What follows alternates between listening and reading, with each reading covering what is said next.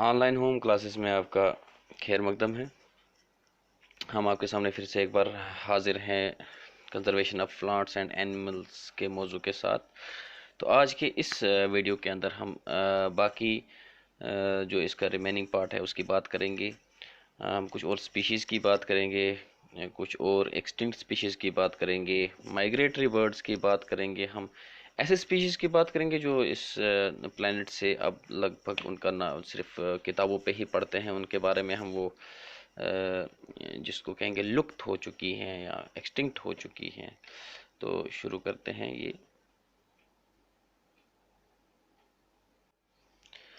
तो आज सबसे पहली बात हम करेंगे प्रोजेक्ट टाइगर के बारे में।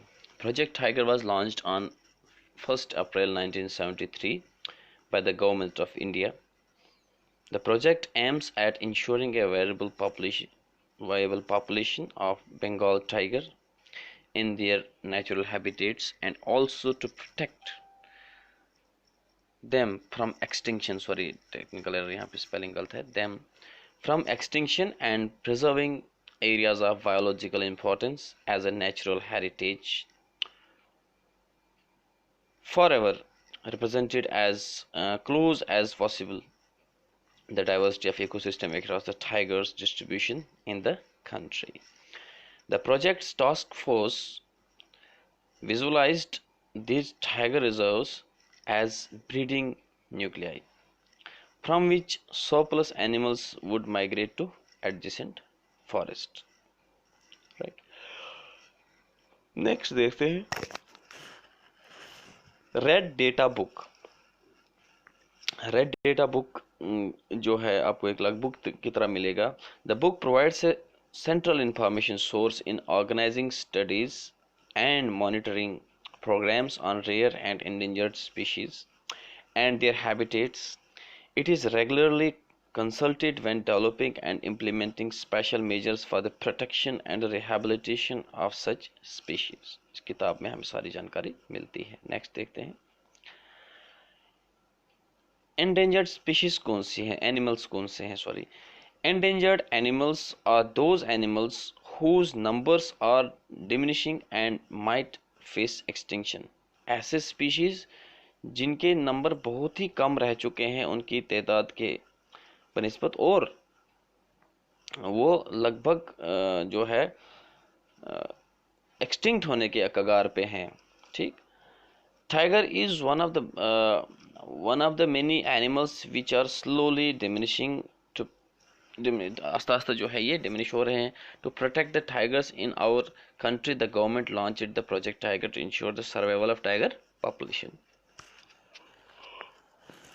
Dinosaurs have already become extinct. ये पहले ही इस जो है ख़त्म हो चुके हैं इस प्लेनेट से।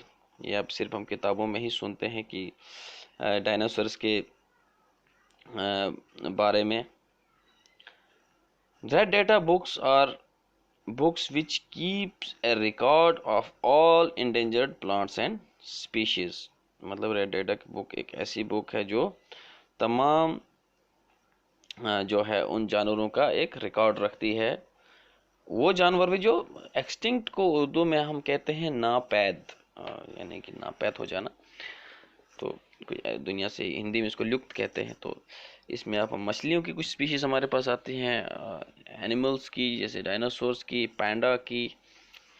तो ये चीज़ें जो है ये नापैदा हो चुकी हैं, दुनिया से जो है वो सफाई हस्ती से गायब हो चुकी हैं। नेक्स्ट देखेंगे ecosystem. An ecosystem consists of all the plants, animals and micro organisms living in an area along with the non-living components like climate, water, soil, river, deltas, etc.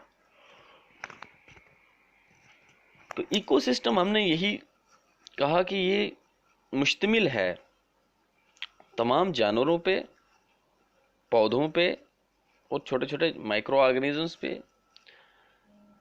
किसी एरिया में जो रह रहे हों। किसके साथ? क्लाइमेट के साथ, पानी के साथ, अपना सॉइल के साथ, रिवर डेल्टास के साथ, वगैरह वगैरह। नेक्स्ट देखते हैं माइग्रेशन। माइग्रेशन क्या होता है, जिसे हम हिजरत कहेंगे, is the movement of animals from its own habitat to some other habitat for a particular time period. Every year, due to climatic changes or for breeding, birds which fly very long distances to reach another land are called migratory birds. Right?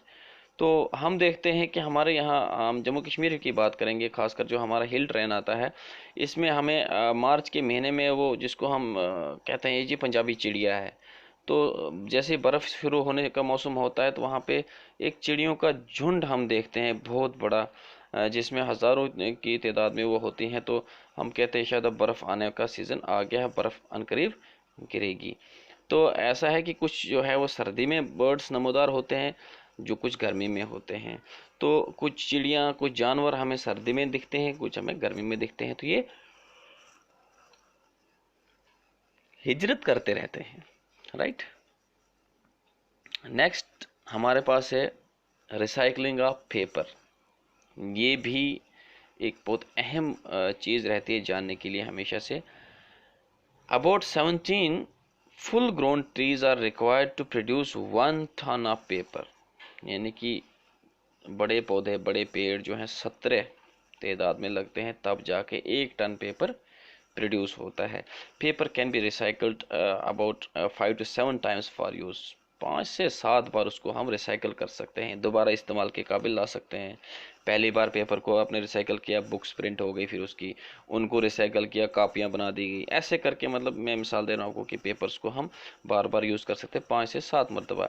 We should save, reuse and recycle paper to save not only trees but also to save the energy. इसको भी ये save करेगा। Water and chemicals use to make papers. तो अब आप आजकल देखते हैं कि बहुत सारा पेपर वर्क जो है उसको नहीं किया जा रहा है, उसको फॉलो नहीं किया जा रहा है। मैक्सिमम पेपर वर्क जो हटा लिए गए हैं, डिजिटलाइज किया जा रहा है आस्ता आस्ता से। जो चीज़ें पेपर पेन से होती थी अब वो कंप्यूटर से की जा रही हैं। तो ऐसी चीज़ें, ऐसे सिस्टम्स बनाए जा रहे हैं, प्रोसीजर्स अपनाए जा रहे हैं जिसमें कम से कम कागज़ का इस्तेमाल हो, ताकि जो है कागज़ का इस्तेमाल जो है जितना ज़्यादा होगा उतना ही हमारे माहौल पे, यानी कि पेड़ों पे असर पड़ेगा। यानी directly link to the global warming. Paper बनाएंगे तो पेड़ कटेंगे, पेड़ कटेंगे तो कार्बन डाइऑक्साइड का लेवल बढ़ेगा, कार्बन डाइऑक्साइड का लेवल बढ़ेगा तो हीट ज़्यादा प्रोड्यूस होगी, तो हीट ज़्यादा जो है वो एब्जॉर्ब होगी, तो उससे टेम्परेचर बढ़ेगा, तो टेम्परेचर बढ़ेगा तो उससे जो है हमारे पहाड़ों पे जो बर्फ़ है, जो बर्फ़ की चोटियां हैं, ये पिघलना शुरू हो जाएंगी। ये पिघलना शुरू हो जाएंगी तो वाटर जो है उसकी लेवल इंक्रीज़ हो जाएगी। तो वाटर लेवल जब इंक्रीज़ हो जाएगी तो हमारा जो प्लेनेट है, अर्थ है, ये सिंक होना शुरू हो जाएगी। इसमें फ्लड्स आएंगे, इसमें सॉइल इरोजन होगा, तो बाकी चीज़ें होंगी। तो ये लाइफ जो है ये टोटली डिस्टर्ब होके रह जाएगी। नेक्स्ट देखते हैं हम रिफॉरेस्टेशन। इसका जो है वो लास्ट पॉइंट हम डिस्कस करेंगे। रिफॉरेस्टेशन क्या होता है? Is the restocking of destroyed forest by planting new trees, यानी कि जो जंगलात काट दिए गए हैं, डिजर्टिफिकेशन हो चुकी है वहाँ पे, तो उसको दोबारा से रेनोवेट करने के लिए, रेनिस्टेट करने के लिए जो है मुख्तलिफ़ किस्म की स्कीम्स जो है वो गवर्नमेंट ऑफ इंडिया, अलग अलग कंट्रीज़ की, हर एक कंट्री अपने अपने कंट्रीज़ में अलग अलग स्कीम्स को लेके काम कर रही है ग्लोबल लेवल पे। तो इसके ऊपर काफ़ी जो है ये क्योंकि फॉरेस्ट की कटिंग एक अलार्मिंग रेट पे जा रही थी, तो अभी भी जा रही है। तो इसके ऊपर जो थिंकर्स हैं वो ये सोच रहे हैं कि इसको रिनस्टेट करने का टाइम आ चुका है। जो भी हमारे पास इलाके हैं इनमें जो है दोबारा पेड़ लगाए जाएं। We should plant at least as many trees as we cut. हमें कम से कम इतने ही पेड़ लगाने की कोशिश करनी चाहिए जितने हमने काट डाले। ठीक है। We have already caused a lot of damage to our forests. If we have no regain our green wealth, reforestation is the only option. हमारे पास ये ऑप्शन है। तो उम्मीद करता हूँ कि आपने इसमें जितने भी हमने टॉपिक्स छोटे छोटे डिस्कस किए वो एग्ज़ाम के हवाले से काफ़ी अहम हैं और वो अक्सर पूछे भी जाते हैं।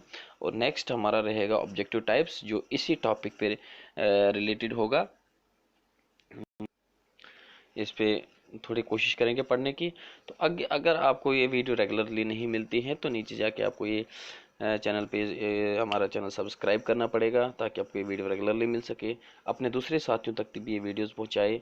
इस लॉकडाउन के अंदर हमें कोशिश कर रहे हैं कि आपसे हम इसी तरीके से इसी ज़रिए से बात करें, आप तक थोड़ी बहुत जानकारी पहुंचाएं। नेटवर्क स्लो है, इसकी वजह से भी काफ़ी दिक्कतें आ रही है, उसका हमें बहुत ज़्यादा जो अफसोस भी है, एहसास भी है। तो हम उम्मीद करते हैं कि आने वाले दिनों में मत इस पे कुछ सोचा जाए। तो फ़िलहाल के लिए कोविड 5.0 चल रहा है, 5 नॉट के अंदर हम हैं।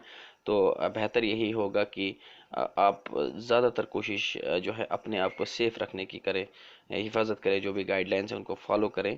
तो उम्मीद करता हूँ कि नेक्स्ट वीडियो में हम दोबारा आपसे मुलाकात करेंगे एक नए मौजू के साथ। तब तक के लिए अल्लाह हाफिज़, शुक्रिया, स्टे होम, स्टे सेफ।